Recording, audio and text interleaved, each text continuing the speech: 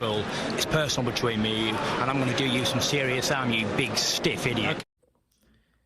The Untouchable True School Sports Empire proudly presents something the boxing game's been missing. Hey, what's going on? It's your boy BT, and I came here to talk some boxing with the thousands of True School Sports subscribers. Now, you can consider this my final thoughts on Amir Khan versus Kell Brook. I more than likely will not be making another Amir Khan Kell Brook video after this one, so consider this my final thoughts. It's been a long time, way too long. But it's finally here, and I'm just also excited about Kell Brook versus Kahn. You know, this is a genuine rivalry fight. And as far as what's taking place at the press conference, at the weigh-in, the press conference, I really feel like, okay, early on, when a lot of people like myself were saying that Kell Brook is being too emotional, I almost feel like Khan's getting too emotional now, because at the press conference, Kell Brook, I guess, had made a statement about Amir Khan's pompadom chin or something like that. And Amir Khan started crying racism, right? And truthfully speaking, like, the weakest shit anybody can do in today's society is cry racism, in my opinion.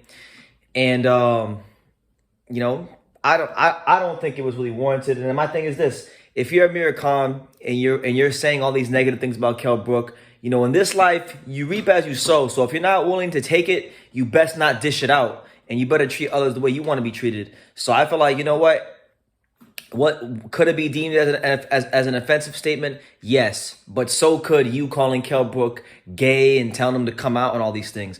So, if you're going to dish it, you best be able to take it. So I think equally, you know what? A lot of people have been saying Kell Brook's emotional, but I think as the week has gone on, equally both fighters have become very emotional, and now it becomes very interesting to see, like, which fighter will budge first, who will lose their emotions, whose emotions will get the better of them. Because I feel like, Amir Khan has been a one for a long time that's talked about how he's a level above Kell Brook. He's the one who campaigned in America, and he's the bigger name and all this stuff. So if he gets smashed up by a guy that he said he's a level below, that's a bad look on Amir Khan. You know what I'm saying? So that's what it is. But as far as, like, my final take on the fight, and I wanted to just give my final take on the fight, I think it's going to be great. I think both fighters, the first 3 or 4 rounds, are going to try to make some little tweaks to their style for this fight. I think we're going to get the best Amir Khan and Kell Brook we could possibly get for this fight, just because there's so much pride and bragging rights riding on the fight. And when you have this amount of pride and this amount of bragging rights riding on a fight, sometimes that means more than a world title. That means more than the status of being world champion. So, personally, look, I think Amir Khan is going to definitely start off good, like he always does. I do see him taking some of the early rounds. Based on what we've seen in the Sky Sports documentary, it looks like Brian Bomac McIntyre is trying to get Amir Khan to slow down on the punches and try to, not throw everything at 100 miles per hour, but slow things down, because Amir Khan has natural speed and even has some pop on those punches. So he's trying to get him to slow down a bit and feint, throw those feints, get Brook to bite on the feints, break the rhythm, and then once Brook bites on the feints, let a nice combination go, and let the hand speed shine. For the Brook side of things, I fully expect him to switch southpaw, and I think it's going to be an interesting fight. I really think between rounds 5 and 7, this is my prediction. Between rounds 5 and 7, Kell Brook is going to hurt Amir Khan. The rehydration clause was or the weight clause, the catch weight clause was a big point of discussion this week. I personally don't think it's going to affect him, because I really think that when you get two fighters that are this invested in the fight, you're going to get, their best efforts. They're going to go to deep, dark, uncomfortable places they didn't even know they had within themselves, to be honest. So I think Amir Khan's speed will be good early on. He'll give Kell some fits early on, but I think, as round 5, 6, 7 come, that's where Kell will adjust to the speed. He'll kind of like catch the shot, slip to the outside, maybe shoot the right hand over the top, and hit him with something nice. Maybe a straight right hand, or a chocolate brownie, maybe a uppercut or a left hook. But from rounds 5 to 7, Kahn will get caught, and my prediction is Kahn will get stopped in rounds 5 to 7. I'm gonna go with a Kell Brook 6th round stoppage. I just think, Johnny Nelson's been making a great point. I know Johnny Nelson's very biased towards Kell Brook, so I take that into account. But he made a good point. When Kahn fought Crawford, that was the first time in his career where his speed really didn't mean anything. It truthfully didn't even mean anything in the early rounds. So that might even be something to watch in the early rounds of this fight. Has Kahn been so past it, and has he diminished so much so to the point that his speed won't even matter against Kell Brook?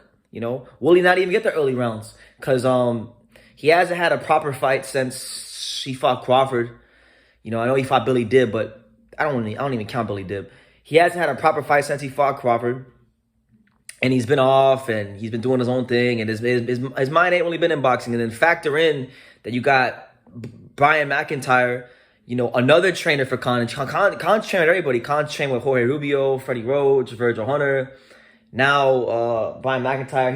This is their first camp together, and that could work against Kahn. No matter how good of a trainer McIntyre is, Bomac is, that can work against Kahn because Amir Kahn has habits that he built up from the amateurs with other coaches throughout his boxing career. And yes, these habits may be good for a couple of rounds, but once Kell Brook starts touching Kahn, generally speaking, the way it works is when a fighter works with a new trainer, it normally takes a couple camps to get things implemented and get the new philosophies established within their style. Amir Kahn is going to go back to what he knows best when he gets hit by Kell Brook, and that is, getting on his back foot, jab, 1-2, flurries, and showing off the speed. And, that can only last but for so long. At some point in time, he's going to have to fight. He's going to have to really go in there and make Kell Brook feel him. And if he don't, he's done. He's toast. I was going back and earlier this week I was rewatching some fights of both fighters. And I went ahead and I rewatched the Amir Kahn fight with Marcos Maidana when his speed and his power was at its absolute best. He had that beautiful 3-punch combination that ended in a body shot. And basically, even back then, Kahn was great. He was fantastic, but even someone as slow as Maidana was able to adjust to his speed when he was in his prime. So I have a hard time believing that Kell Brook won't be able to adjust to the past his prime Amir Kahn unless, Kell Brook's eye sockets are just so shot that Kahn just lands a 1-2 early in the first couple rounds and hurts him. A lot of interesting things are going on into this fight. I almost was gonna pick Amir Kahn. I've been going back and forth all week, but I'm gonna go with a Kell Brook stoppage in the 6th round. So those are my final thoughts on a fight we've waited 10 years for. Kell Brook, Amir Kahn, Kell Brook, the super fight. I don't give a damn. I'm still calling it a super fight. It's one of the biggest fights that happened in boxing this year, so I'm really excited about what's going to take place, later on today as the fight progresses. So, yeah, you guys let me know your final thoughts down below. Make sure you guys take the time to subscribe, and like I say in every single one of these videos, you can love me or you can hate me, but I'm just a kid from Daniel. So until next time, take care, guys. Thank you for watching another video on True School Sports, the home of boxing. If you made it this far, do me a favor and do yourself a damn favor. Hit that subscribe button and surely you will not be disappointed.